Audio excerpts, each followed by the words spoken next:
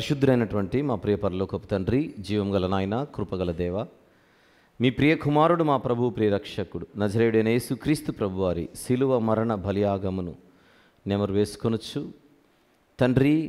కేవలము ఆయన రక్తముపై ఆధారపడుచు మీ వైపు చూస్తూ ఉన్నాం. మా అర్హత, మా మంచితనం అంటూ ఏమీ లేదని ఒప్పుకొనుచున్నాం.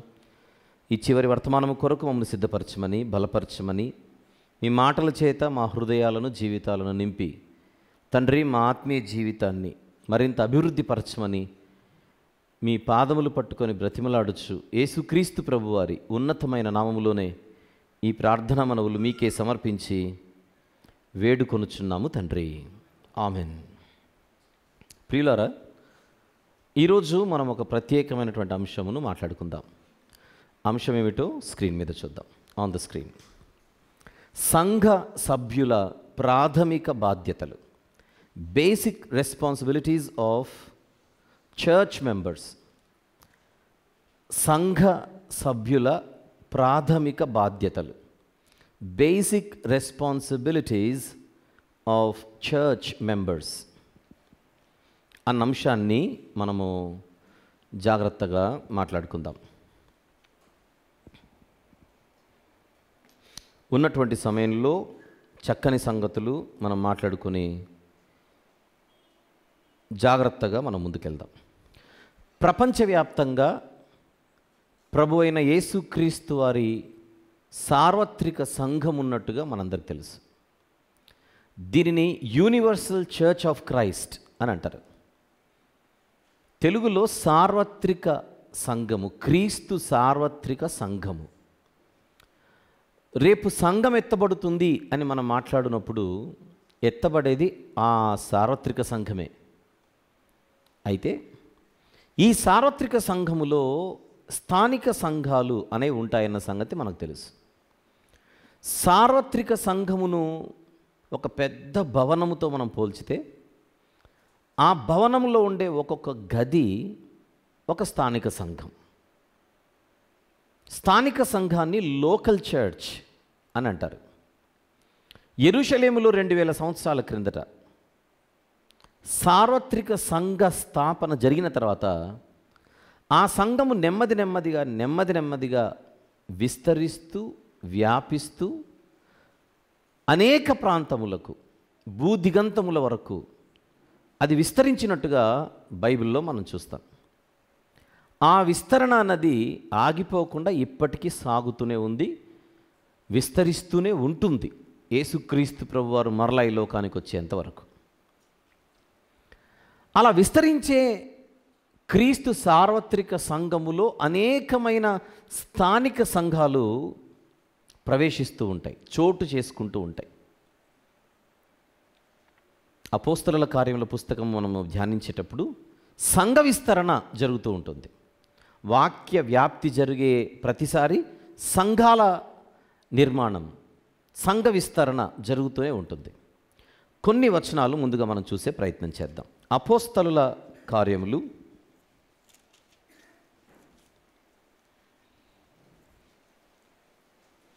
8వ పుస్తకం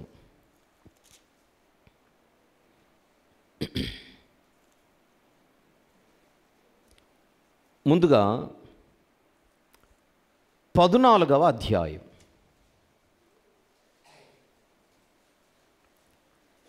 14వ అధ్యాయం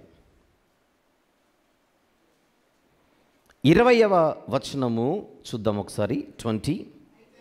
అయితే శిష్యులు అతని చుట్టూ నిలిచి ఉండగా అతడు లేచి పట్టణములో ప్రవేశించి మరునాడు బర్నబాతో కూడా దెర్బేకు బయలుదేరిపోయాను. వారు ఆ పట్టణంలో సువార్త ప్రకటించి అనేకులను శిష్యులుగా చేసిన తర్వాత లుస్త్రకును, ఈకొనియకును, అంతియోకేకును తిరిగి వచ్చి శిష్యుల మనస్సులను దృఢపరిచి విశ్వాసమందు నిలకడగా ఉండవలెననియు, అనేక శ్రమలను అనుభవించి మనము దేవుని రాజ్యంలో ప్రవేశింపవలెననియు వారిని హెచ్చరించిరి. మరియు ప్రతి సంఘములో అన్నాడు. ప్రతి సంఘము అనే మాట దేన్ని సూచిస్తోంది? స్థానిక సంఘాలను. వాస్తవానికి ప్రపంచమంతా ఉండేది ఒక సంఘమే. మరి ఇక్కడ ప్రతి సంఘం అనే పదాన్ని ఎలా తీసుకోవాలి? Local churches. స్థానిక సంఘాలుగా వాటిని మనం చూడాలి. అలాగనే గలతీ పత్రిక ఒకసారి తీద్దాం. ఓకే, గలతీయులకు వ్రాసిన పత్రిక 1వ అధ్యాయం 2వ వచనము చూద్దాం. నాతో కూడనున్న సహోదరులందరూ గలతీయలోనున్న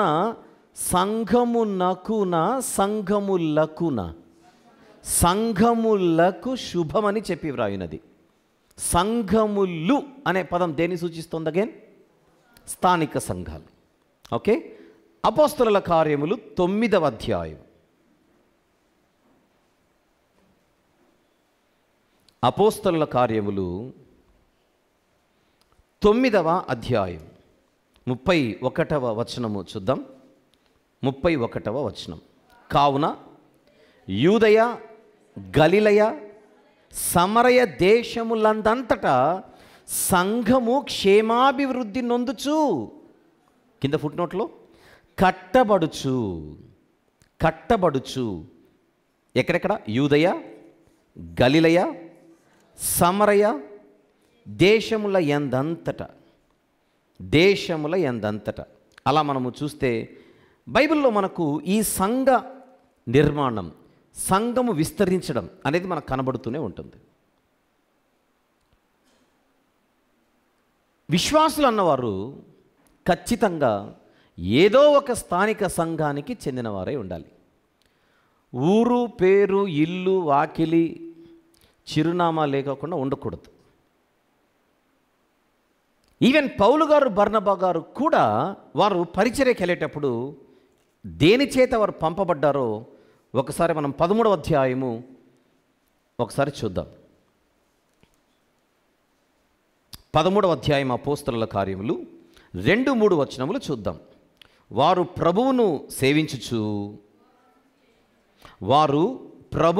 సేవించుచు ఉపవాసము చేయుచుండగా పరిశుద్ధాత్మ, నేను బర్నబాను, సౌలును పిలిచిన పని కొరకు వారిని నాకు ప్రత్యేకపరచుడని వారితో చెప్పాను.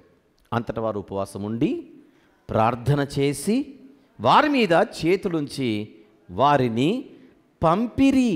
అంతియొకయలో ఉన్న స్థానిక సంఘం అది. ఉపవాసం ఉండి ప్రార్థన చేసి వారి మీద చేతులుంచి వారిని పంపిరి. చేతులుంచి అంటే వారికి అధికారం ఇవ్వడం, సంఘము వారికి గ్రీన్ సిగ్నల్ ఇవ్వడం, కుడి హస్తాన్ని ఇవ్వడం, అపాయింట్ చేయడం, నియమించడం వగైరా.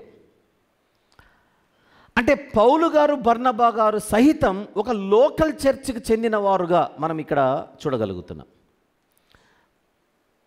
వారు మిషనరీలు, స్వార్థ పరిచర్య కొరకు బయటికి వెళ్ళారు, స్వార్థ పరిచర్య కొరకు అనేక ప్రాంతాల్లో తిరిగారు. కానీ మీరు ఏ సంఘానికి చెందినవారు అనే ప్రశ్న వారికి వచ్చినప్పుడు మేము పలానా స్థానిక సంఘానికి చెందిన వారము అనే ఆన్సర్ వాళ్ళ దగ్గర ఉండాలి.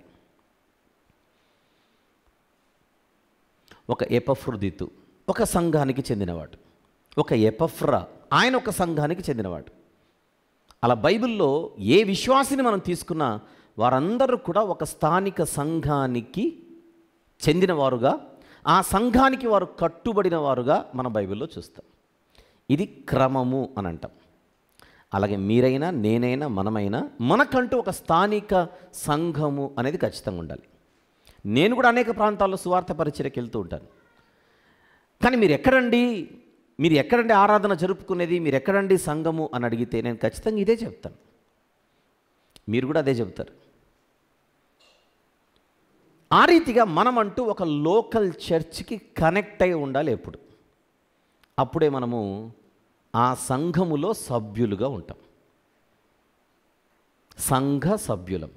ఇకపోతే ఎప్పుడైతే మనం ఒక స్థానిక సంఘము అని మనం అనుకుంటామో అది కేవలం సంఘము మాత్రమే కాదు, అదొక కుటుంబం. అందుకే దీన్ని అప్పుడప్పుడు సంఘ కుటుంబము అని కూడా మనం పిలుచుకుంటాం. సంఘము మాత్రమే కాదు, ఇదొక సంఘ కుటుంబము, ఆత్మీయ కుటుంబము, విశ్వాసుల గృహము. మనందరికీ కుటుంబాలు ఉన్నాయి. మనమందరం కూడా ఒక్కొక్క కుటుంబానికి చెందిన వాళ్ళం. 4 ఉండొచ్చు, 6 మంది ఉండొచ్చు, 10 మంది ఉండొచ్చు, ఇద్దరే ఉండొచ్చు, ముగ్గురు ఉండొచ్చు. కానీ మనకంటే ఒక కుటుంబం ఉంది.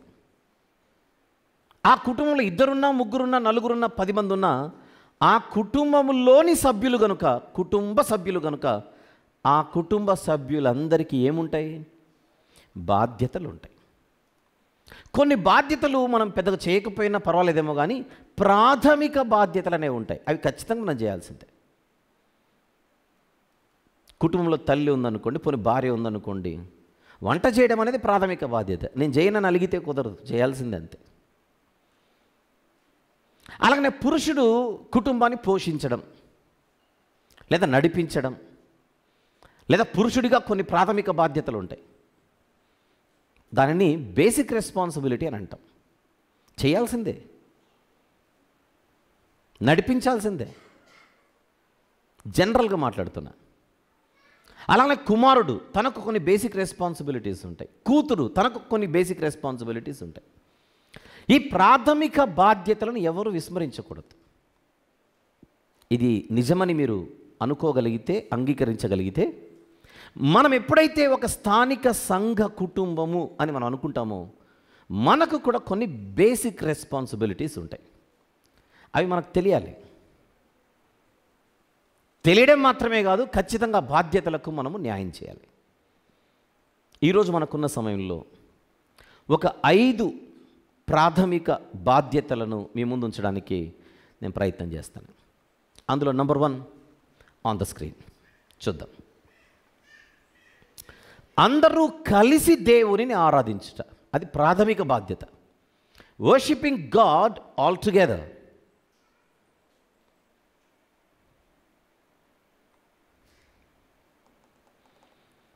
అందరూ కలిసి దేవునిని ఆరాధించుట, worshipping God all together. Okay,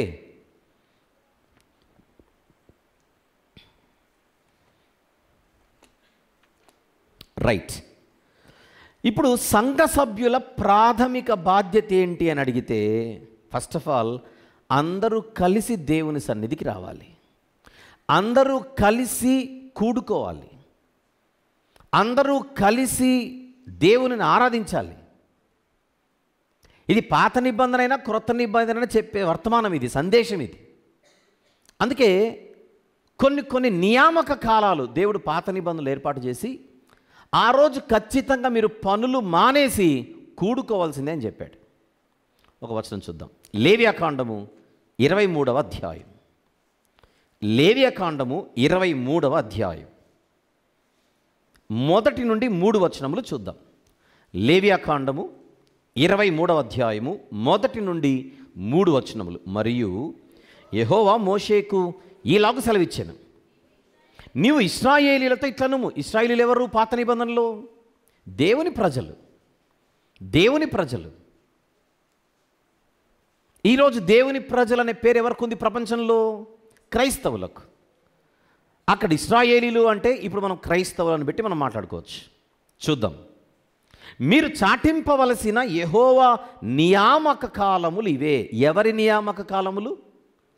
దేవుని నియామక కాలములు, మనవి కాదు. ఏమిటవి? ఈ కాలముల యందు, ఈ ఏవైతే దేవుడు ఇప్పుడు చెప్పబోతున్నాడో ఆ కాలముల యందు మీరు పరిశుద్ధ సంఘములుగా కూడవలెను. కూడుకోవాలి. నెక్స్ట్ మాట ఏమిటి? నా నియామక కాలములివి, నావివి. కూడవలెను అని బ్రాకెట్లో కుదిరితే అనేం లేదు. కూడవలెనంతే, కూడుకోవాలంతే. తర్వాత 6 దినములు పని చేయవలెను, వారము 7వ దినము విశ్రాంతి దినము. అది పరిశుద్ధ సంఘపు దినము, వ్యక్తి దినము కాదు, సంఘపు దినము. పాత నిబంధనలో అయితే శనివారం, క్రొత్త నిబంధనలో అయితే ప్రభువు లేచిన దినముగా. యేసుప్రభు వారు లేచిన దినం ఏ దినం? The first day of the week, అంటే ఆదివారం. ఆది అంటే మొదటి, వారంలో మొదటి వారం అది, ఆది ఫస్ట్. ప్రభు లేచిన దినము కనుక దానిని మనము సంఘపు దినముగా నియమించుకొని మనం ముందుకెళ్తున్నాం. 6 దినములు పని చేయవలెను. తర్వాత వారము 7వ దినము విశ్రాంతి దినము, అది పరిశుద్ధ సంఘపు దినము. అందులో మీరు ఏ పని అయినా చేయకూడదు. అంటే పనులు చేసుకోవడానికి వెళ్ళకూడదు. మరి ఎక్కడికి వెళ్ళాలి? దేవుని సన్నిధికి రావాలి, కలిసి రావాలి, దేవుని ఆరాధించడానికి రావాలి. ఇది పరిశుద్ధ సంఘపు దినము. వాక్యపఠనం చేశాం ఈరోజు మనము 95వ కీర్తన. రండి అక్కడికి వెళ్దాం. 95వ కీర్తన మొదటి వచనం ఏమిటి? మొదటి వచనం ఏమిటి? రండినా రావద్దండినా? రండి, రావద్దండి కాదు. దేనికి రావాలి? దేనికి రావాలి? మనం కలుసుకోవడానికి ఎక్కడ అడ్డా దొరకదు, ఇక్కడైతే బాగా కలుసుకోవచ్చు మాట్లాడుకోవడానికి అని కాదు. కొంతమంది వాళ్ళని వీళ్ళని కలుసుకోవడానికి వస్తుంటారు అప్పుడప్పుడు. ఎలాగో మనం వారం పొడుగున కలవడానికి కుదరదు కనుక ఆదివారం అయితే చక్కగా కలుసుకోవచ్చు, మాట్లాడుకోవచ్చు.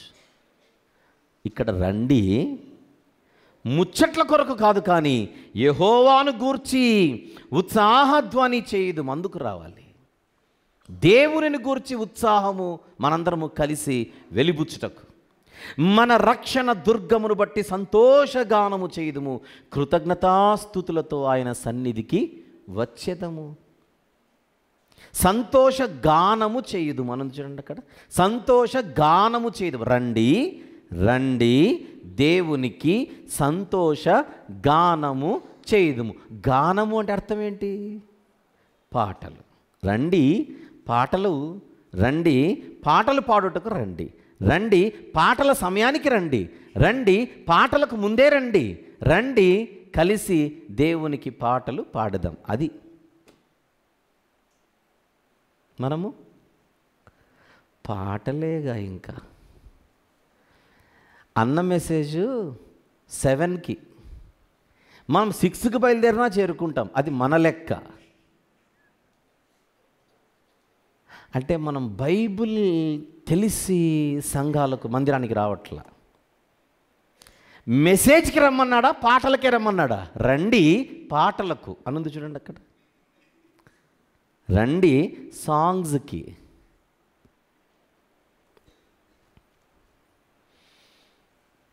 మనం పాటలకు వచ్చి ఎంతకాలం అయిందో ఒక్కసారి లెక్కేసుకుందాం క్యాలెండర్. పాటల టైంకి మనం వచ్చి ఎంతకాలం ఏంటుందో ఒక్కసారి ఆలోచించండి.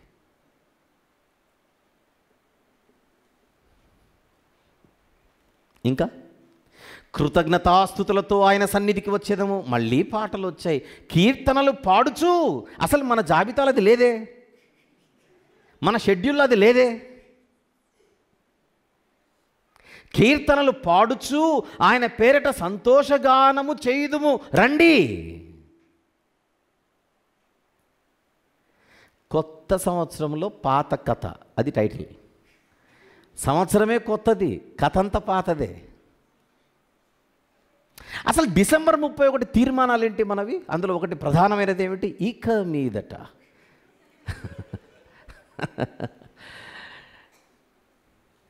టైంకే రావాలి. కాలం అటకకెక్కినది. కీర్తనలు పాడుచు ఆయన పేరిట సంతోషగానము చేయుదుము. యెహోవా మహాదేవుడు, దేవతలందరికీ పైన మహాత్మ్యము గల మహారాజు. భూమి అగాధ స్థలములు ఆయన చేతిలో ఉన్నవి, పర్వత శిఖరములు ఆయనవే. సముద్రము ఆయనది, ఆయన దానిని కలుగజేసెను, ఆయన హస్తములు భూమి నిర్మించెను. ఆయన మన దేవుడు, మనం ఆయన పాలించు ప్రజలము, ఆయన మేపు గొర్రె. ఇది కరెక్టేనా? చివరిది, ఆయన మన దేవుడు కరెక్టేనా? ఎస్ నోనో చెప్పండి.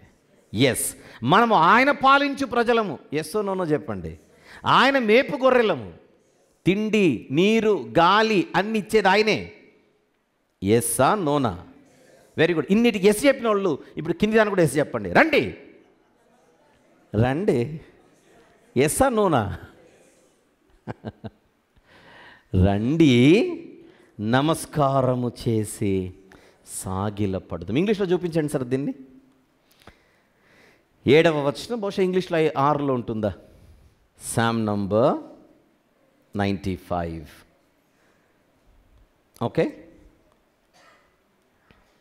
మనకు తెలుగులో 7వ వచనంలో రండి ఉంటుంది, ఇంగ్లీష్లో 6వ వచనం ఉంటుంది. Come let us bow down in worship. నమస్కారము చేసి సాగిలపడుదుము. మనల్ని సృజించిన యెహోవా సన్నిధిని మోకరించుదుము. 7వ వచనం అది మన తెలుగులో. Let us kneel before our Lord our Maker. అది 6వ వచనం ఇంగ్లీష్లో. ఏమేం చేయాలట? రండి ఆరాధించేదము. నమస్కారము చేసి సాగిలపడదాం అంటే ఒక్క మాటలో చెబితే ఆరాధించేదము. ఇంకా ఆయన సన్నిధిని మోకరించేదము. ఇది ప్రాథమిక బాధ్యత. ఏమిటి ప్రాథమిక బాధ్యత? దేవుని సన్నిధికి ఎందుకు రావాలి? కలిసి ఆరాధించుటకు, కలిసి ప్రార్థించుటకు. మోకరించుటకంటే అదే. దేవుని గూర్చిన ఆలోచనలు చేయుటకు, ధ్యానించుటకు. కొందరు మానుకొనుచున్నట్టుగా సమాజముగా మీరు కూడుట మానకండి. నేను ఈరోజు వస్తాను, నాకేమైనా వాక్యం చెప్పడానికి అవకాశం ఇస్తారా? ఇవ్వరు. అయినను రండి. దేనికి రావాలి? కలిసి దేవునిని స్తుతించుటకు, ఆరాధించుటకు, ప్రార్థించుటకు. లెక్కలతో రాకూడదు. నేను వస్తాను, ప్రార్థన ఇస్తారా? నేను వస్తాను, పాటలు ఇస్తారా? నేను వస్తాను, వాక్యం ఇస్తారా? నేను వస్తాను, ఇంకేమి ఇస్తారు? అసలు మందిరానికి ఎందుకు రావాలో మనకు అర్థం కావట్లా. నాతో సహా మీరు, మీతో సహా నేను ఎందుకు రావాలో చెప్పనా? వాక్యం చెప్పడానికి కాదు నేను రావాల్సింది. అది నా బాధ్యత, డ్యూటీ అంతే. కానీ బేసిక్గా నేను ఎందుకు రావాలి? అందరితో కలిసి దేవునిని ఆరాధించుటకు. దుప్పి నీటివాగుల కొరకు ఆశపడునట్లు దేవా నీ కొరకు నా ప్రాణం ఆశపడుచున్నది. 42వ కీర్తన, 42వ కీర్తన మొదటి నుంచి, 42వ కీర్తన మొదటి నుంచి. దుప్పి నీటివాగుల కొరకు ఆశపడునట్లు దేవా నీ కొరకు నా ప్రాణం ఆశపడుచున్నది. నా ప్రాణము దేవుని కొరకు తృష్ణగొనుచున్నది, జీవము గల దేవుని కొరకు తృష్ణగొనుచున్నది. నెక్స్ట్ మాట, దేవుని సన్నిధికి నేనెప్పుడు వచ్చేదను, ఆయన సన్నిధిని నేనెప్పుడు కనబడేదను. అది ఆశ. కీర్తనాకారుడు లాక్డౌన్లో ఉన్నాడు. కరోనా కాదు కారణం, ఆయన కారణాలు వేరు. మనం ఎలాగైతే కరోనా వాతావరణంలో లాక్డౌన్లో ఉండి బయటికి ఎక్కడికి రాలేకపోయామో, ఈ కీర్తన వ్రాసిన కీర్తనాకారునికి కూడా బయటకు వచ్చే అవకాశాలు లేక, ముఖ్యంగా దేవుని సన్నిధికి వచ్చే పాసిబిలిటీ లేక, దుర్దినాలుగా వాటిని భావించి నేను ఎప్పుడు వెళ్తాను మళ్ళీ అని ఆశతో రాస్తున్న కీర్తన ఇది. 4వ వచనం, జన సమూహముతో, పండుగ చేయుచున్న సమూహముతో నేను వెళ్ళిన సంగతిని సంతోషము కలిగి స్తోత్రములు చెల్లించుచు నేను దేవుని మందిరమునకు వారిని నడిపించిన సంగతిని జ్ఞాపకము చేసుకునగా నా ప్రాణము నాలో కరిగిపోవుచున్నది. ఒకప్పుడు ఇలా వెళ్ళేవాడిని నేను. ఈరోజు దుర్దినములు, నాకు వెళ్ళలేని పరిస్థితి. అప్పుడప్పుడు ఇండియా నుంచి పొట్ట చేత పట్టుకొని బయట దేశాలకు వెళ్ళిన వారు ఎక్కడో ఎడారిలో వాళ్ళకు డ్యూటీలు పడిపోతుంటాయి. ఎడారిలో వాళ్ళని విసిరేసింటారు.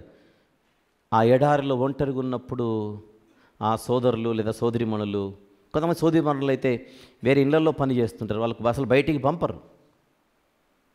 తప్పని పరిస్థితుల్లో వారు బయటికి వెళ్ళి ఏదో కుటుంబం కొరకు వాళ్ళు కష్టపడుతూ ఉంటారు. కానీ వారు కలిసి, అందరితో కలిసి దేవుణ్ణి ఆరాధించిన సమయాలు వారికి గుర్తొస్తుంటాయి. అయ్యో మేము మందిరానికి వెళ్ళలేకపోతున్నాం, అయ్యో మేము ఆరాధనకు వెళ్ళలేకపోతున్నాం. అది బాధ.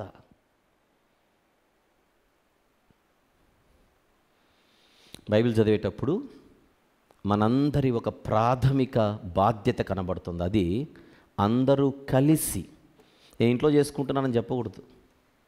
ఇంట్లో చేసుకోవడం వ్యక్తిగత ప్రార్థన, అది కుటుంబ సభ్యులతో కలిసి చేసుకుంటే కుటుంబ ప్రార్థన, అది ఇది సంఘ ఆరాధన.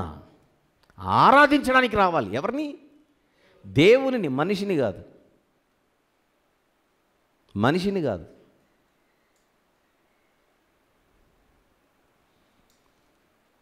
మనం చూడవలసింది మనుషులను కాదు, మన దృష్టి మనుషులపై కాదు, విశ్వాసమునకు కర్తయు దానిని కొనసాగించువాడైన యేసు క్రీస్తు ప్రభు వైపు చూడాలని బైబిల్ చెబుతోంది.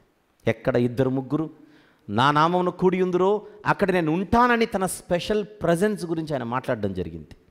ఆయనను కలుసుకోవడానికి రావాలి.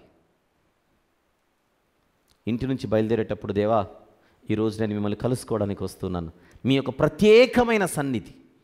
అన్ని చోట్ల ఉన్న దేవుడు ఇక్కడ ఇలా ఉంటాడని అడిగితే ఇది ఒక ప్రత్యేకమైన ఆయన యొక్క అపాయింట్మెంట్ మనందరికీ. మనందరం కలిసి దేవుణ్ణి ఇక్కడ కలుసుకోవడానికి ప్రార్థనాపూర్వకంగా రావాలి. ఇది మన ప్రాథమిక బాధ్యత. ఎవరైనా పర్వాలేదు, వెళ్ళినా పర్వాలేదు, వెళ్ళకున్నా పర్వాలేదు అనే ఆలోచన ఉంటే అర్జెంటుగా వెంటనే దాన్ని తీసేయాలి. బైబిల్ సరిగా తెలియకనే అలాంటి ఆలోచనలతో బహుశా మనం ఉన్నామేమో. తీసేయాలి దాన్ని. కంపల్సరీగా రావాల్సిందే. సాంప్రదాయబద్ధంగా కాదు, ఆనందముతో, ఉత్సాహముతో, సంతోషముతో. అది తర్వాత మళ్ళీ మీరు చదవండి కీర్తనల్లో. సంతోషంతో రావాలి. సంతోష గానము చేయుటకు, తప్పదన్నట్టుగా గానము కాదు.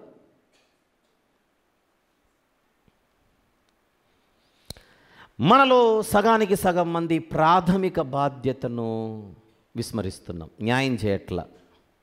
అవకాశం ఉన్న టైంకి రావట్లా, అవకాశం ఉన్న ప్రారంభం నుంచి ఉండట్లా. వేరే చోట పరిచర్య చూసుకొని ఇక్కడికి రావడం అనేది మినహాయింపు. ఇక్కడికే నేరుగా రావడం అనేది ఒకటి ఉంది కదా. ఇంకేం పెట్టుకోకూడదు, రావాల్సిందే. దేవుణ్ణి స్తుతించుట, ఆరాధించుట. 3 వర్తమానాలు ఎందుకున్నాయి ఇక్కడ? వాక్య ప్రకారంగా సిద్ధపడి దేవుని ఆరాధించడం, వాక్య ప్రకారంగా సిద్ధపడి ప్రభు బలను సమీపించడం, వాక్య ప్రకారంగా సిద్ధపడి మన జీవితాలు కట్టుకొనుటకు ఇక్కడ నుంచి దేవుని దీవెనలతో సెలవు తీసుకోవడం. ఒక అద్భుతమైనటువంటి ఒక ఆర్గనైజ్డ్ స్ట్రక్చర్లో మనం వెళ్తున్నాం. నేను 2వ దానికి వస్తాను, 3వ దానికి వస్తాను లెక్కలేసుకోకూడదు. టైం ఎక్కువ లేదు కనుక ఈ పాయింట్ని ఇక్కడితో నేను కట్ చేస్తున్నాను. అందరికీ మ్యాటర్ అర్థమైందన్న ఉద్దేశంతో. Number 1 once again on the screen. అందరూ కలిసి దేవునిని ఆరాధించాలి. అది మనందరి ప్రాథమిక బాధ్యత. ఆల్రైట్. ఇకపోతే ఎక్కడికి రావాలి? అందులోనే ఫస్ట్ పాయింటే ఇంకా మాట్లాడుతున్నాను. అందరూ కలిసి ఎక్కడికి రావాలి? స్థానిక సంఘానికి రావాలి. ఈ ఆదివారం అక్కడ, ఈ ఆదివారం ఇక్కడ, ఆదివారం అక్కడ, అది కాదు. వాక్యానుసారంగా మనం ఏ స్థానిక సంఘానికి అయితే కట్టుబడి ఉన్నామో అక్కడికి రావాలి. ఎక్కడికి వెళ్ళినా పర్వాలేదు కాదు, మనకంటూ ఒక క్రమం ఉందిగా. నేను హైదరాబాద్లో ఉంటే మా ఇంట్లోనే ఉంటాను. పనుల మీద ఎప్పుడన్నా బయటికి వెళ్తే ఏ లాడ్జో ఎక్కడో తిరుగుతాను. హైదరాబాదులో ఇల్లు పెట్టుకొని నేను లాడ్జ్ ఎదికానంటే ఏంటి నా పరిస్థితి? మీరు పని అయిపోయిన తర్వాత రాత్రి ఇంటికి వెళ్తారా? ఎక్కడికి వెళ్తారు? ఇంటికే. లోకల్గా ఉన్నప్పుడు మన లోకల్ చర్చికి మనం రావాలి. నేనైనా మీరైనా. దాన్ని నిర్లక్ష్యం చేస్తే ఎలా? అందరూ కలిసి అంటే అందరూ ఒకచోట కలిసి. తప్పనిసరి పరిస్థితుల్లో మీరు ఇక్కడ లేరు, వేరే చోట ఉన్నారు, వేరే ప్రాంతానికి వెళ్ళాల్సి వచ్చింది, అప్పుడు అక్కడెక్కడైనా అటెండ్ అవ్వండి, అది వేరే సంగతి. పనిగట్టుకొని ఊరిని వదిలేసి వెళ్ళకూడదు. మళ్ళీ ఊరిలోనే ఉంటారు, తప్పనిసరి పరిస్థితుల్లో వెళ్ళినప్పుడు ఇంకా తప్పదప్పుడు. This is number 1. Number 2 on the screen. ప్రాథమిక బాధ్యత నంబర్ 2, పొరుగు వారిని ప్రేమించుట మరియు వారికి సహకరించుట. What is that? Loving and serving one another. పొరుగువారిని ప్రేమించుట మరియు వారికి సహకరించుట. Loving and serving one another. చూద్దాం. యోహాను సువార్త 13వ అధ్యాయం. యోహాను సువార్త 13వ అధ్యాయం 34-35 వచనములు చూద్దాం ఒకసారి. 34 and 35. మీరు ఒకరినొకరు ప్రేమింపవలెనని మీకు క్రొత్త ఆజ్ఞ ఇచ్చుచున్నాను. మొదటిదేమిటి? దేవుణ్ణి ప్రేమించాలి. దేవుని ప్రేమించి ఆయన దగ్గరికి రావాలి. దేవుణ్ణి ఆరాధించాలి. బాగానే ఉంది. దేవుణ్ణి మాత్రమే ప్రేమించి పక్కోళ్ళను పక్కన పెడితే కుదరదు. బైబిల్లో ఉన్న రెండవ ప్రధానమైన ఆజ్ఞ ఇదే. నిన్ను వలె నీ పొరుగు వారిని ప్రేమించాలి. మీరు ఒకరినొకరు ప్రేమింపవలెనని మీకు క్రొత్త ఆజ్ఞ ఇచ్చుచున్నాను. నేను మిమ్మల్ని ప్రేమించినట్టే మీరును ఒకరినొకరు ప్రేమింపవలెను. మీరు ఒకని ఎడల ఒకడు ప్రేమ గలవారైన ఎడల దీనిని బట్టి మీరు నా శిష్యులని అందరూ తెలుసుకుంటారు. మన నుంచి దేవుడు ఎక్స్పెక్ట్ చేసేది ఏమిటి? నీ పొరుగు వారి ఎడల నువ్వు ప్రేమను మాత్రమే కనుపరచాలి, ద్వేషం కాదు. గలతీ పత్రిక 5, గలతీలకు వ్రాసిన పత్రిక 5వ అధ్యాయం తీద్దాం. 13వ వచనము చూద్దాం. 13. సహోదరులారా, మీరు స్వతంత్రులుగా ఉండుటకు పిలువబడితిరి. అయితే ఒక మాట, ఆ స్వాతంత్రమును శారీర క్రియలకు హేతు చేసుకొనక ప్రేమ కలిగిన వారై ఒకరికొకడు దాసులై ఉండుడి. హెచ్చించుకోకండి. ఒకరి మీద ఒకరు హెచ్చించుకోకండి. మరొకరిని తక్కువగా చూడకండి. మరొకరిని నీచంగా చూడకండి. మరొకరిని తీసేసి మాట్లాడకండి. అందరూ సమానం. ఒకరు ఎక్కువ ఒకరు తక్కువ కాదు. ఈరోజు ఇలాంటి పరిస్థితి, ఇలాంటి తత్వమే మనలో ఎంతవరకు ఉంది అనేది మనం ఆలోచించాలి. సంఘములో యూదుడని గ్రీసు దేశస్థుడని, దాసుడని స్వతంత్రుడని, పురుషుడని స్త్రీ అని భేదము లేదు. అలాగని లిమిటేషన్స్ ఉంటాయి. పాయింట్ ఏంటంటే ఎక్కువ తక్కువ అనే భావాలు, అంటే తీసేసి మాట్లాడడం. ఇప్పుడు పిల్లల్ని ప్రేమించాలి, యవనస్తులను ప్రేమించాలి, పెద్దలను ప్రేమించాలి, వృద్ధులను ప్రేమించాలి సమానంగా అనేది నా పాయింట్. ఇంకా ప్రేమించాలి కదా అని ఇప్పుడు సండే స్కూల్ అబ్బాయి మెయిన్ మెసేజ్ నేను చెప్తాను, నాకు ఇచ్చే బల్ల నేనే నడిపిస్తానంటే కుదరదు. లిమిటేషన్స్ ఉన్నాయి మళ్ళీ అక్కడ. అంటే దాన్ని డివైడ్ చేయాలి. ఈ పాయింట్ తీసుకుని వచ్చి అక్కడ వేయకూడదు. అంతేనా? ఇప్పుడు ఒక యవన యూత్ ఒకటి ఉంది కదా, వింగ్, మనకు యవనస్తులు ఉన్నారు. దావీద్ అంకుల్ గారు ప్రభు బల నడిపిస్తున్నారు. ఇప్పుడు వచ్చి నేను నడిపిస్తాను, దావీద్ అంకుల్ పక్కకు జరగమని చెప్పని అన్నాడు అనుకో. అలా కాదు, ఆయన పెద్ద ఆయన అంటే పోయిన వారం నువ్వే కదా వారం చెప్పి ఒక మాట చెప్పి అందరూ సమానం అన్నావు కదా అంటే ఆ కౌంటర్ వేయకూడదు. అది ఎవరు ఏ పని చేయాలో అది చేయాలి. కానీ ప్రేమ విషయంలో అందరూ సమానమే. అది point. I clear everyone? Thessalonica మొదటి పత్రిక మరొక వచనం చూద్దాం. 5వ అధ్యాయం. తెస్సలోనిక మొదటి పత్రిక 5వ అధ్యాయం 11వ వచనం చూద్దాం. 11. కాబట్టి మీరిప్పుడు చేయుచున్నట్టుగానే ఒకరినొకడు ఆదరించి ఒకరినొకడు క్షేమాభివృద్ధి కలుగజేయుడి. పక్కవారి క్షేమం కొరకే మనం ప్రార్థించాలి. పక్కవారి క్షేమం కొరకే మనం అడుగులు ముందుకు వేయాలి. మనం ఏమి చేసినా కూడా పక్కవారికి ప్రయోజనకరంగా, ఉపయోగకరంగా, వారి ఆత్మీయ జీవితపు అభివృద్ధి కొరకు మనం చేస్తూ ఉండాలి. పొరపాటున ఎవరైనా చిన్న బలహీనతకు లోనయ్యారు, ఇక తీసేసి వాళ్ళని ఎడంకాలతో దొక్కేసి అంత అవసరంలా. బైబిల్ ఏం చెప్పింది? గలతీ పత్రిక 6వ అధ్యాయం 1వ వచనం చూద్దాం. సహోదరులారా, ఒకడు ఏ తప్పితములోనైనా చిక్కుకొనిన ఎడల ఆత్మ సంబంధులైన మీలో ప్రతివాడు తానును శోధింపబడుదునేమోనని తన విషయమై చూచుకొనుచు సాత్వికమైన మనసుతో అట్టి వానిని మంచి దారికి తీసుకొని రావలెను. ఒకరి భారములను ఒకడు భరించి ఇలాగు క్రీస్తు నియమమును పూర్తిగా నెరవేర్చుడి. ఎవడైనాను, నెక్స్ట్ మాట కూడా ఇంపార్టెంట్, ఎవడైనాను వట్టి వాడై ఉండి తాను ఎన్నికైన వాడనని ఎంచుకొనిన ఎడల తనను తానే మోసపరుచుకొనును. అంటే ఏమీ లేకుండా ఎగిరెగిరి పడ్డం. ఎవడైనను వట్టి వాడై ఉండి నేను చాలా గొప్పోడని ఫీల్ అవుతుంటే ఎవరో మోసం చేయట్లే మనిషిని, తనకు తానే మోసం చేసుకుంటున్నాడట. కొంతమంది ఊహా ప్రపంచంలో ఉంటారు. నేను గొప్పోడిని, నేను గొప్పోడిని, నేను గొప్పోడిని, నేను గొప్పోడిని. డ్రీమ్స్ అంటారు. బైబిల్ దగ్గరకు వచ్చిన తర్వాత, దేవుని సన్నిధికి వచ్చిన తర్వాత మనం ఎప్పుడు గొప్పోళ్ళమని అతిశయానికి లోనవ్వకూడదు. తగ్గింపు. మీరు లోకానికి వెలుగై ఉన్నారని దేవుడు అన్నాడు. మనం గొప్పోళ్ళమని ఆయన అంటాడులేండి, మనం ఎందుకు అనుకోవాలి? అర్థమైంది? మళ్ళీ చెప్పాలి. మనం గొప్పోళ్ళమో కదమో ఆయన చెప్తాడు. మనము ఎప్పుడు మన పాదాలు నేల మీదే ఉండాలి. మేఘాల్లో తిరగకూడదు జీవితాలు. బైబిల్ చదివే కొద్దీ ఫీలింగ్ ఏమొస్తుందో చెప్పనా? నువ్వు నథింగ్ రా అనే ఫీలింగ్ పెరిగిపోతుంటుంది.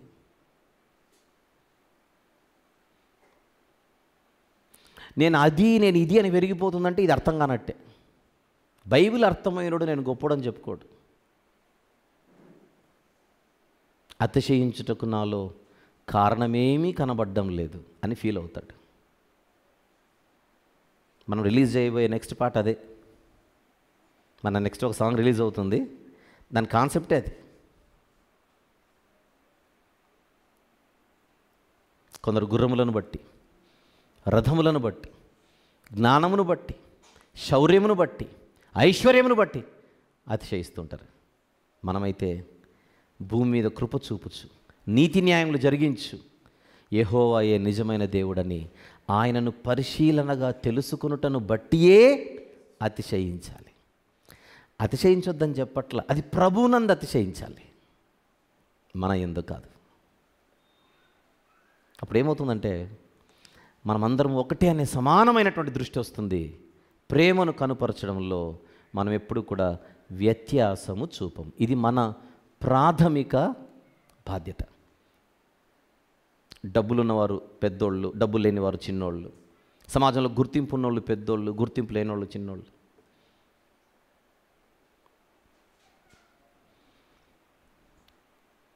దేవుడు దేవుడు దేవుడు దేవుడు, సమస్త మహిమ సమస్త ఘనత ఆయనకు. కేవలం ఆయనను బట్టియే, ఆయన కృపను బట్టియే ఈరోజు మనందరము కూడా వివిధ కృపావరములు పొంది పనిచేస్తున్నాం. అంతే. చక్కని పాటలు పాడుతున్నారనుకోండి, వెంటనే మనం దేవుని స్తుతించాలి. దేవా ఎంత చక్కని తలాంతి ఇచ్చా. చక్కని ఏర్పాట్లు చేయగలుగుతున్నారనుకోండి, అతనికి దేవుడు ఆ తలాంతిని ఇచ్చాడు. కొంతమంది వ్యక్తిగతంగా ఎవరితోనైనా మాట్లాడి చక్కని కౌన్సిలింగ్ ఇస్తుంటారు. అందరికీ రాదు అది. పర్సనల్ కౌన్సిలింగ్ అనేది కూడా ఒక తలాంతు, అది దేవుడు ఇస్తేనే వచ్చేది. వాక్యం చెప్పడం కూడా ఒక తలాంతు, దేవుడు ఇస్తేనే వచ్చేది. అందులో మీది నాది మన ఎవరి గొప్పతనం ఉండదు. కొంతమంది అడ్మినిస్ట్రేషన్ భలే చేస్తుంటారు, భలే అద్భుతంగా నడిపిస్తుంటారు. ఎవరిని ఎలా నడిపించాలో, ఎవరిని ఎలా మెయింటైన్ చేయాలో, ఎవరికి ఎలాంటి కార్యక్రమాలు ఇవ్వాలో అడ్మినిస్ట్రేషన్. వీటినే పరిశుద్ధాత్మ కృపావరములు అని అంటారు. ఇవి అర్థమైతే అతిశయించుటకు మనలో ఏ కారణము కనబడదు. మన గొప్పతనం ఏమిటి? మన గొప్పతనం ఏముంది? Am I clear? This is number 2 once again on the screen. పొరుగు వారిని ప్రేమించుట మరియు వారికి సహకరించుట. Loving and serving one another. Number 3 on the screen. అందరూ కలిసి సువార్తను వ్యాప్తి చేయుట. Spreading the gospel all together. అందరూ కలిసి సువార్తను వ్యాప్తి చేయుట. Okay, right. మనకు బాగా తెలుసు ద గ్రేట్ కమిషన్ ఏమిటి? సర్వలోకమునకు వెళ్ళి సమస్త జనులను ఏం చేయాలి? శిష్యులుగా చేయాలి. చూద్దాం ఒకసారి మత్తయి సువార్త 28 19వ వచనం చూద్దాం. 19వ వచనం చూద్దాం. కాబట్టి మీరు వెళ్ళి సమస్త జనులను శిష్యులుగా చేయుడి, తండ్రి యొక్కయు కుమారుని యొక్కయు పరిశుద్ధాత్మ యొక్కయు నామములోనికి వారికి బాప్తిస్మం ఇచ్చుచు నేను మీకు ఏ సంగతులను ఆజ్ఞాపించితినో వాటినన్నిటినీ గైకొనవలెనని వారికి బోధించుడి. మార్కు సువార్తలో ఏముంటుంది? సర్వలోకమునకు వెళ్ళి సర్వసృష్టికి సువార్త ప్రకటించుడి. నమ్మి బాప్తిస్మం పొందిన వాడు రక్షింపబడును, నమ్మని వానికి శిక్ష విధించబడును. ఇది దేవుడు సంఘానికి ఇచ్చినటువంటి ప్రాథమిక బాధ్యత. అందుకే ఆదిమ సంఘాల గురించి మనం ఆలోచిస్తే వాళ్ళు ఎప్పుడు కూడా ఇవాంజలిజం అనేటువంటి మినిస్ట్రీలో ఉంటారు. సువార్త పరిచర్య, సువార్తను వ్యాప్తి చేయుట. అపోస్తలుల కార్యములు మొదటి అధ్యాయం, అపోస్తలుల కార్యములు మొదటి అధ్యాయం 8వ వచనం చూద్దాం. అయినను పరిశుద్ధాత్మ మీ మీదికి వచ్చినప్పుడు మీరు శక్తి నొందెదరు గనుక మీరు యెరూషలేములోను యూదయ సమరయ దేశముల యందంతటను భూదిగంతముల వరకును నాకు సాక్షులై ఉందురని వారితో చెప్పారు. ఇది అపోస్తలులకు చెప్పాడు. కానీ భూదిగంతముల వరకు వాళ్ళు వెళ్ళారా? దేవుడే వాళ్ళ దగ్గరకు చాలామందిని రప్పించాడు, వాళ్ళ చేత ట్రైన్ చేయించాడు. వాళ్ళు మళ్ళీ వాళ్ళ ప్రాంతాలకు వెళ్ళి ఆ ప్రాంతాలను సువార్తీకరించారు. అంటే ఇది ఒక్కరి వర్క్ కాదు. ఏదో 12 మంది అపోస్తలులు అన్ని చోట్లకు వెళ్ళాలని దేవుడు నియమించాల. అనేక మందిని వారి దగ్గరకు తీసుకొని వచ్చాడు, వారికి కనెక్ట్ చేశాడు. వారు అపోస్తలుల బోధలో వారు పెరిగారు, నేర్చుకున్నారు. నేర్చుకున్న సంగతులు తీసుకొని వెళ్ళి అనేక ప్రాంతాల్లో వారు వెదజల్లారు. అపోస్తలులతో కూడా కలిసి అనేక మంది విశ్వాసులు ఆ రోజుల్లో ప్రపంచాన్ని సువార్తీకరించారు. అందుకే పౌలు భక్తుని పిలుపు కూడా ఒకసారి మనం చూద్దాం. తిమోతి గారికి వ్రాసిన 2వ పత్రిక 2వ అధ్యాయం, తిమోతి గారికి వ్రాసిన 2వ పత్రిక 2వ అధ్యాయం మొదటి నుంచి చూద్దాం. నా కుమారుడా, క్రీస్తు యేసునందున్న కృపచేత బలవంతుడవు కమ్ము.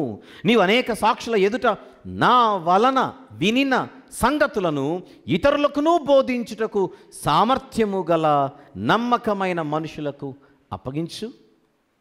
నా వలన విన్న సంగతులను ఇతరులకు బోధించుటకు నమ్మకము గల సామర్థ్యము గల నమ్మకమైన మనుషులకు అప్పగించు. అంటే దేవుడు నా ద్వారా మీకు కొన్ని వినిపింపజేశాడు. ఆ విన్న సంగతులు నీ ద్వారా 10 మంది వింటున్నారు. కానీ అందరు కలిసి ఏం చేయాలి? ఇతరులకు కూడా అందించాలి. ఎవరి దగ్గర వాక్యం ఆగకూడదు. ఏదో ఒక రూపాన, ప్రత్యేకించి సంఘ బాధ్యతల గురించి మాట్లాడుకుంటున్నాం కనుక మనం ఎప్పుడు కూడా సువార్తను మనకు మాత్రమే పరిమితం చేయకుండా దీనిని వెదజల్లుతూ ఉండాలి. వెదజల్లుతూ ఉండాలి. అది ఎలా సాధ్యం? సువార్త కార్యక్రమాలు సంఘము ద్వారా జరుగుతూ ఉండాలి. సువార్త సదస్సులు, సువార్త ప్రకటన, సువార్త సభలు, వివిధ రూపాలలో సువార్తను వెదజల్లే కార్యక్రమాలు ఉన్నాయి. ఇది సంఘాల ప్రాథమిక బాధ్యత. సంఘం అంటే మనుషుల విశ్వాసులు కనుక సంఘ సభ్యుల ప్రాథమిక బాధ్యత. మనకు బాగా తెలిసిన ఒక పాట, నా పేరే తెలియని ప్రజలు ఎందరో ఉన్నారు, చెబుతారా? మీలో ఎవరైనా చెబుతారా? వెళ్ళగలిగితే మీరు తప్పక వెళ్ళండి, వెళ్ళలేకపోతే వెళ్ళేవారిని పంపండి. నిజమే, వెళ్ళడం ఒక పరిచర్య, పంపడం ఒక పరిచర్య. రక్షణ పొందని ప్రజలు లక్షల కొలదిగా ఉన్నారు. మారుమూల గ్రామాల్లో, ఊరి లోపలి వీధుల్లో. వెళ్తారా? నా ప్రేమను చెబుతారా? నిజమే, ఇది మన బేసిక్ రెస్పాన్సిబిలిటీ. బైబిల్ గ్రంథంలో వెళ్ళేవారు వెళ్ళారు, పంపేవారు పంపారు. వెళ్ళగలిగిన వారు వెళ్ళారు, పంపగలిగిన వారు ఏం చేశారు? పంపారు. ఆల్ టుగెదర్ అందరూ కలిసి సువార్త పరిచర్యలో పాలిభాగస్తులు కావాలి. ఫిలిప్పీ పత్రిక, ఎక్స్క్యూజ్ మీ 3వ వచనం కూడా చూసి అక్కడికి వెళ్దాం. తిమోతి 2వ పత్రిక 2వ అధ్యాయం 3వ వచనం. క్రీస్తు యేసు యొక్క మంచి సైనికుని వలె నాతో కూడా శ్రమను అనుభవించు. నాతో కూడా, that is the point. Philippi పత్రిక 1వ అధ్యాయం, ఫిలిప్పీలకు వ్రాసిన పత్రిక 1వ అధ్యాయం 3 నుంచి 6 వచనములు తెలుగు బైబిల్లో కలిసి ఉన్నాయి. చూద్దాం. మొదటి దినము నుండి ఇది వరకు దేని విషయంలో? సువార్త విషయంలో మీరు నాతో పాలివారయ్యుండుట చూచి మీలో ఈ సత్క్రియను ఆరంభించినవాడు. ఏమిటా సత్క్రియ? చెప్పండి, ఏమిటా సత్క్రియ? సువార్త విషయంలో పాలివారవ్వుట. ఫిలిప్పీలోని సంఘ విశ్వాసులు పౌలు గారి సువార్త పరిచర్యలో పాలివారయ్యారట. ఎలా? ఆయన ఎక్కడికి వెళ్తే ఆయన వీళ్ళు కూడా వెంట వెళ్ళలా, సంఘం కలిసి ఆయన పరిచర్యలో వీళ్ళు పాలిభాగస్తులయ్యారు. మీలో ఈ సత్క్రియను ఆరంభించిన వాడు యేసుక్రీస్తు దినము వరకు దానిని కొనసాగించునని రూఢిగా నమ్ముచున్నాను. అంటే ఇది ఆగిపోవాల్సింది కాదు, సాగిపోవాలి. గనుక మీ అందరి నిమిత్తం నేను చేయు ప్రతి ప్రార్థనలో ఎల్లప్పుడూ సంతోషంతో ప్రార్థన చేయుచు నేను మిమ్మల్ని జ్ఞాపకం చేసుకొనినప్పుడెల్లను నా దేవునికి కృతజ్ఞతాస్తుతులు చెల్లించుచున్నాను. సువార్త విషయములో పాలిభాగస్తులవుట. ఫిలిప్పీ ప్రాంతములోని సంఘ విశ్వాసులు ఆ బాధ్యతను గుర్తెరిగారు. అది తమ జీవితంలో వారు నెరవేర్చారు. ఫిలిప్పీ పత్రిక చదివితే వాళ్ళు ఎలా పాలిభాగస్తులయ్యారో మనకు అర్థమవుతుంది. వద్దాం తర్వాత పాయింట్ దానికి. What is this? Basic responsibility number 3 once again on the screen. అందరూ కలిసి సువార్తను వ్యాప్తి చేయుట. Spreading the gospel all together. And number 4 next on the screen. నిస్సహాయులను, బలహీనులను ఆదరించుట మరియు ఆదుకొనుట. Caring for the needy and vulnerable. చూద్దాం. యాకోబు పత్రిక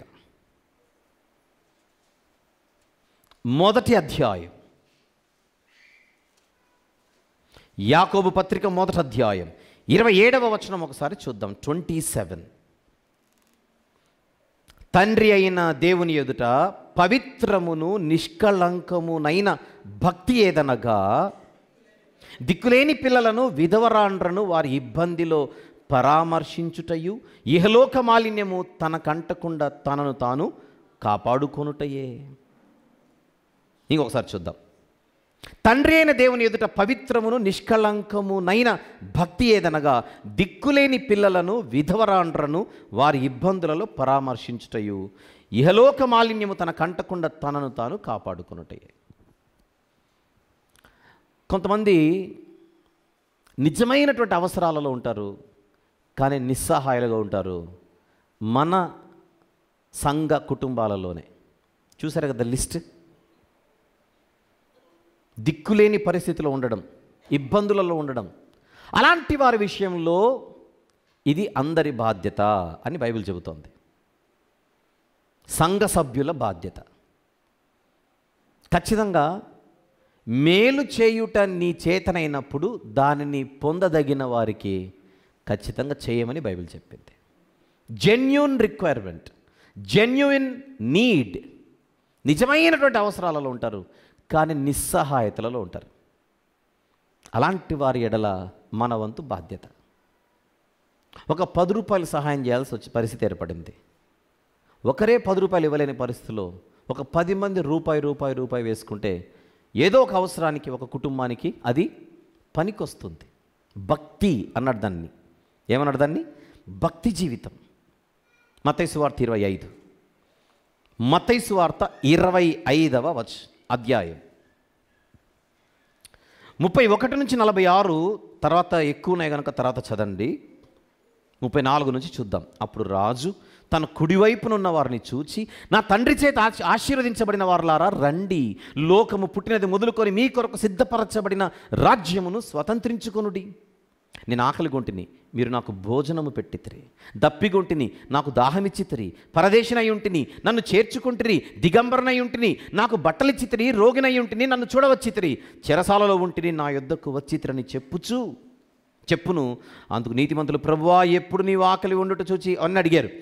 అప్పుడు ఆయన ఇస్తున్న సమాధానం 40వ వచనంలో, అందుకు రాజు, మిక్కిలి అల్పులైన ఈ నా సహోదరులలో ఒకనికి మీరు చేసితిరి గనుక నాకు చేసితిరని నిశ్చయముగా మీతో చెప్పుచున్నాను. సంఘ సభ్యుల ఏమిటిది? బాధ్యతలు. సామెతల గ్రంథం 19వ అధ్యాయం. సామెతల గ్రంథము 19వ అధ్యాయం 17వ వచనము చూద్దాం. 17. బీదలను కనికరించువాడు యెహోవాకు అప్పిచ్చువాడు, వాని ఉపకారమునకు ఆయన ప్రత్యుపకారము చేయును.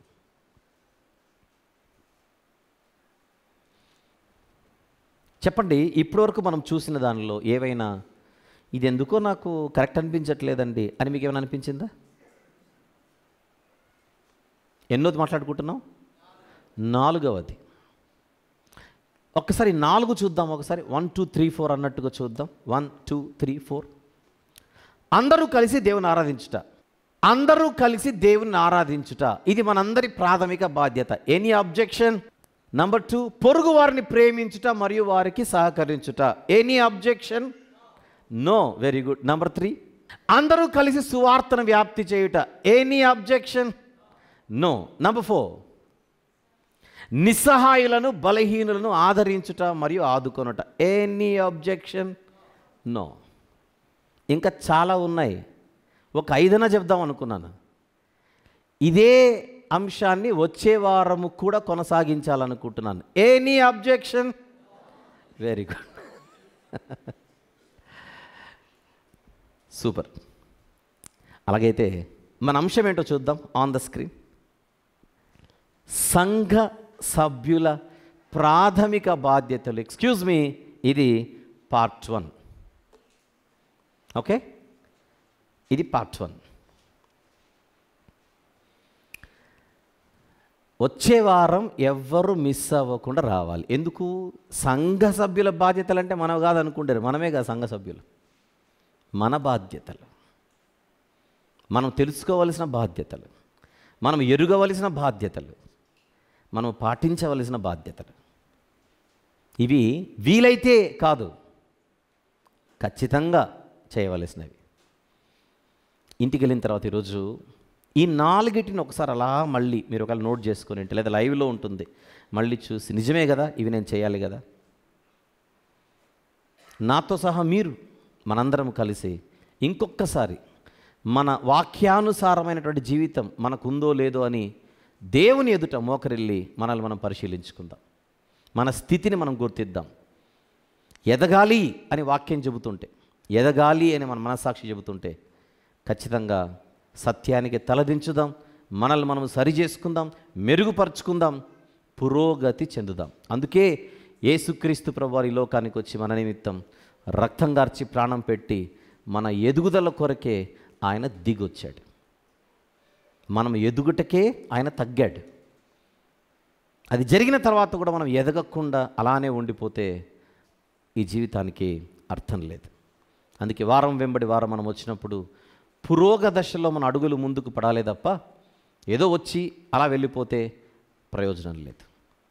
ఇట్టి మాటలను దేవుడు మనకు అనుగ్రహించినందుకు దేవుని స్తుతిస్తూ వచ్చే వారము కొరకు మనలందరినీ దేవుడు సిద్ధపరచులాగున ప్రార్థనాపూర్వకంగా మనందరం సిద్ధపడదాం. ప్రార్థన చేసుకుందాం.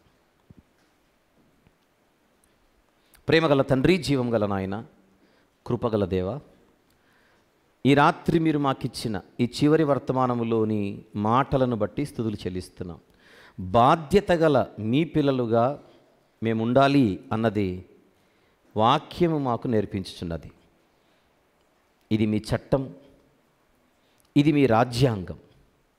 ఈ రాజ్యాంగము ఎదుట మేము విధేయులైనటువంటి పౌరుల వలె తలదించి మీ వాక్యానుసారంగా జీవించుటకు సహాయం చేయమని ఈ మొదటి భాగపు కొనసాగింపును వచ్చే వారం మేము మాట్లాడుకోవాలని ఆశపడుతూ ఉంటుండగా ఆయుష్ను, ఆరోగ్యమును, అనుకూలతను, అవకాశమును, ప్రభువా వివేకమును, జ్ఞానమును, తలంపులను, ఆలోచనలను అన్నిటినీ మాకు అనుగ్రహించి మమ్మల్ని ఇంకా పోషించమని, ఆత్మీయంగా బలపరచమని, మీ వాక్యమును పాల కొరకు ఎదురు చూస్తూ యేసుక్రీస్తు ప్రభువారి దివ్యమైన, ఉన్నతమైన, శ్రేష్టమైన నామములోనే ఈ ప్రార్థన మనవులు మీకే సమర్పించి వేడుకొనుచు పొందుకొని ఉన్నాము తండ్రి. ఆమెన్. ఆమెన్.